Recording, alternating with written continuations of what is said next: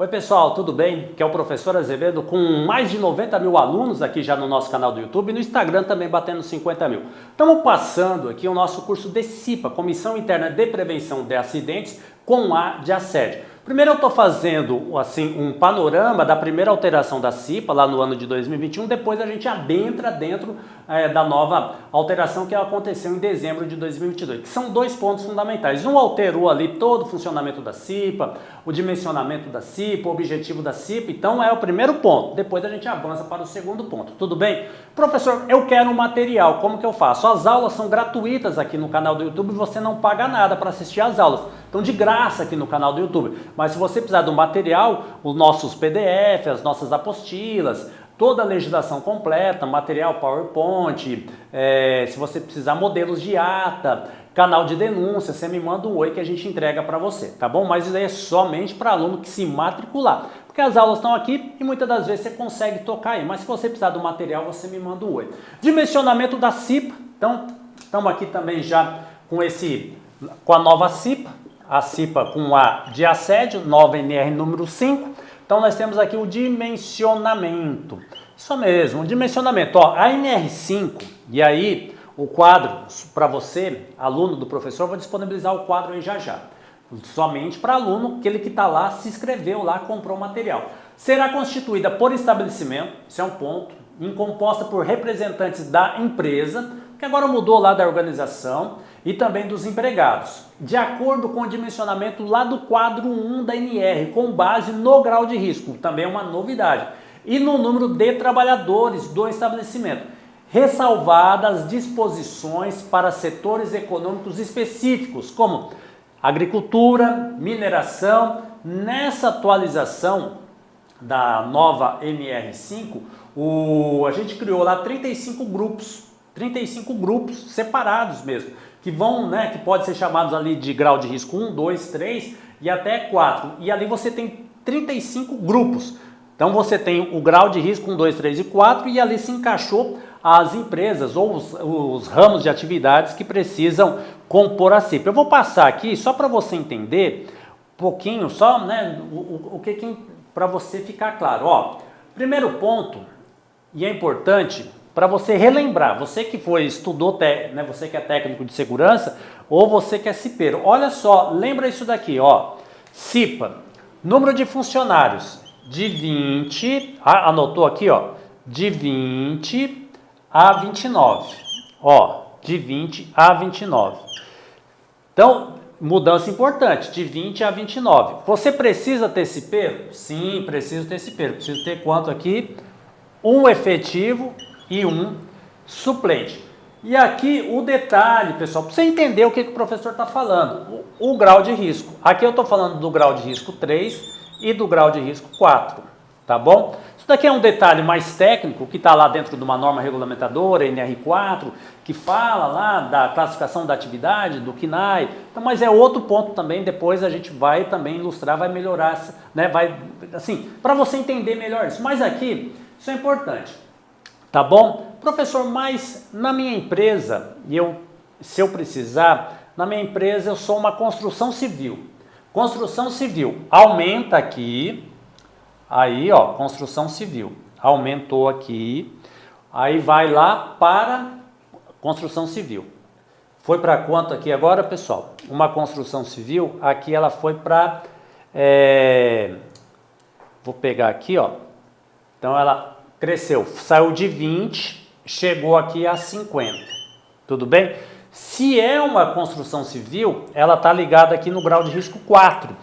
Quantos efetivos eu vou ter? Então você entendeu aqui, ó, muda, é assim que funciona.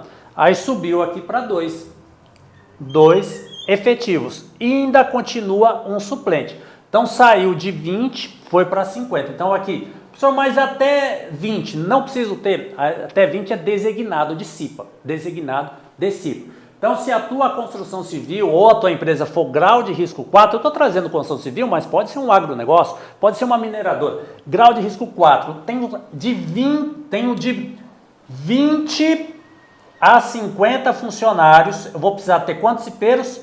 Serão 2 efetivos e um e um suplente. Tudo bem? E é assim que funciona, pessoal. E aí o dimensionamento, eu vou fazer as aulas pontuais mesmo, explicando certinho para você, mas aí eu vou te explicar, tá bom? Falei para você, expliquei aqui, ó, se for uma empresa, grau de risco 4, vai precisar de ter 2 efetivos e um suplente.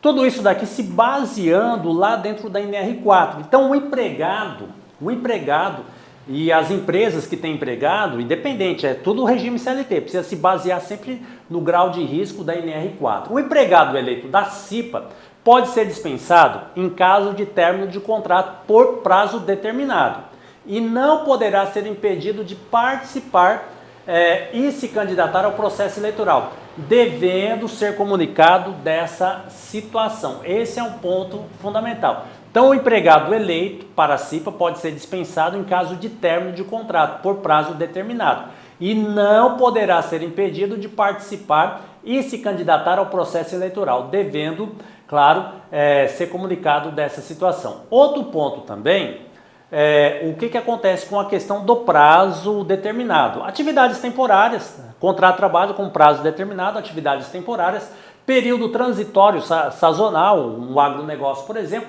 transitório, execução rápida de uma obra específica e também o contrato de experiência até 90 dias, tá bom? Contrato de experiência até 90 dias. Está lá agora no novo conceito aí da nova CIPA, CIPA de A com assédio, isso mesmo, A com assédio. Outro ponto também, quando o estabelecimento não se encaixar naquele dimensionamento, esse daqui que eu falei para você, ó, e não for atendido por SESMIT, então, ó, a empresa não se encaixou aqui. Então, olha lá, de 0 a 20 funcionários, e não, independente do grau de risco, então ela não se encaixou. E não for atendido por SESMIT, a organização deverá manter ou nomear um representante entre os seus empregados para auxiliar na execução das ações do quê? De prevenção e segurança e saúde do trabalho. Além disso, assédio agora. A organização deverá formalizar anualmente a nomeação desse representante, desse designado de CIPA. O estabelecimento está dispensado de constituir a CIPA, esse é um ponto fundamental, desde que seja atendido por SESMIT, conforme dimensionamento lá do quadro 2 da NR4, e pela nova NR não necessita nomear representante, deixando de existir a figura do designado. Você entendeu aqui, pessoal? Se for atendido, então aqui, ó, desde que seja atendido por SESMIT. Então, se a empresa constituir o SESMIT, não, lá do quadro 2 da NR4, não precisa ter o designado de CIPA, tá bom? Passando agora para a nova figura que a NR trouxe, a NR5 trouxe, representante. Então, designado saiu, agora ficou representante. Depois, pessoal, eu vou passar para vocês, na próxima aula, a gente vai continuar falando aqui do dimensionamento. Deixa eu já emendar aqui, para a gente acabar essa aula do dimensionamento. Atendido pelo SESMIT. Ó, dimensionamento. Empresa, só para ilustrar bem essa aula aqui é interessante, pessoal, porque a gente precisa constituir CIPA. Uma empresa tem 120 funcionários. Grau de risco 3. Possui SESMIT. Sede com 28 empregados, necessita constituir CIPA. Sim, então ok. Empresa não possui SESMIT. Ó, preste atenção aqui no professor. Empresa, aqui para entender bem. Atendido pelo SESMIT. Então, professor, eu tenho aqui o SESMIT na empresa. Esse é o primeiro ponto. Vamos anotar aqui, ó. Deixa eu apagar aqui para você entender bem aqui, ficar bem legal. Falar aqui do dimensionamento, porque isso daqui é uma novidade e aí você precisa entender bem isso daqui. Você que está chegando agora aqui no canal do YouTube, as aulas são gratuitas. Pessoal, dimensionamento da CIPA. Ó, empresa com SESMIT. Eu vou colocar aqui com SESMIT. Aí eu vou colocar aqui com. Empresa atendida pelo SESMIT. Empresa de 120 empregados. Grau de risco 3. Então ela tem mais do que de 100 empregados. Mas o que? Ela possui SESMIT, não possui? Tem mais de 100 empregados, grau de risco 3. Então aqui o grau de risco é 3 e aqui, ó, tem mais de 100 empregados. E com isso daqui ela precisa ter SESMIT. E aí a sede, e aí é um ponto importante. A sede tem o quê? 28 empregados e necessita constituir a CIPA. Ok, fechou. Então isso é importante para você entender. Os demais estabelecimentos com menos de 20 empregados não necessitam constituir a CIPA e nem nomear representante, caso o SESMIT assumirá as atribuições da CIPA. Daqui é uma inovação. Então aqui, pessoal, para ficar bem claro, eu tenho uma empresa com 100 empregados, ok, fechou? 100 empregados. 100 empregados. E aqui eu tenho meu SESMIT. Só que lá na sede, eu tenho lá 28 funcionários na sede da empresa. Ou 21, por exemplo. Aqui eu preciso ter o quê? Fazer o que aqui? A CIPA. Tudo bem? Se aqui fosse... Vou apagar aqui para você entender bem. Se aqui fosse só 19 empregados, só, a mesma empresa, só que num local de trabalho, eu tenho 28, vou precisar ter CIPA, a de 100. No outro local de trabalho eu tenho 19, aqui eu não vou precisar. E nem o representante, que era um antigo designado. Tudo bem? Então isso tem que estar claro também para você entender, você que está acompanhando o professor aqui no nosso curso de CIPA. Outro ponto aqui, ó, empresa 100. E aí eu vou fazer aqui para a gente estar caminhando aqui para o final da aula. E você vai entendendo aqui para ficar bem legal.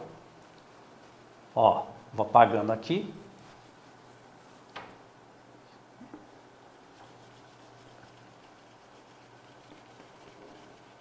E aqui, pessoal, professor, quero um material da aula, como que eu faço? Vai na descrição do vídeo, tem meu WhatsApp, tem o e-mail do comercial, tem também o link para você fazer a compra já do material desse curso aqui de CIPA, curso exclusivo para você. Não tem esse curso ainda, hein, pessoal? Esse curso aqui a gente criou aqui, gratuito, para ajudar, porque a gente se preocupa muito com o trabalhador, muito com o cipeiro, com as questões de prevenção de acidentes e doenças do trabalho, com o AD, assédio, agora também a CIPA.